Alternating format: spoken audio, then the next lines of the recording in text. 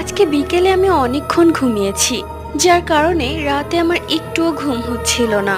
টিভিতে আমি একটা ভয়ানক মুভি সেভ করে রেখেছিলাম, ভাবলাম যেহেতু ঘুম আসছে না সেহেতু সেই মুভিটাই দেখা যাক। মা বাবাও ওই রুমে ঘুমাচ্ছে, তাই আমি একা বসে টিভি দেখছিলাম, লাইট অফ করা। এরই মাঝে আমার খুব জোরে ক্ষুধা পেয়ে যায়, তাই আমি রান্নাঘর থেকে খাবার গরম করে এনে তা খেতে লাগলাম। একটু পরে আমি ফ্রিজ খোলার শব্দ পাই।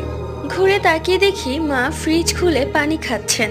আমি মাকে বললাম, ও তুমি এসেছো, ভালো হয়েছে, আমাকে একটু পানি দাও না। কিন্তু মায়ের পানি খাওয়া শেষ হলে সে বোতলটা আবারও ফ্রিজে রেখে চলে গেল। আমি একটু অবাক হলাম, মা আমার দিকে ঘুরে একবার তাকালোও না। ভাবলাম মা হয়তো আমার উপর রাগ করেছে, রাত করে টিভি দেখছে এই জন্য। এরপর আমি পানি খেয়ে টিভি অফ করে ঘুমিয়ে পড়লাম।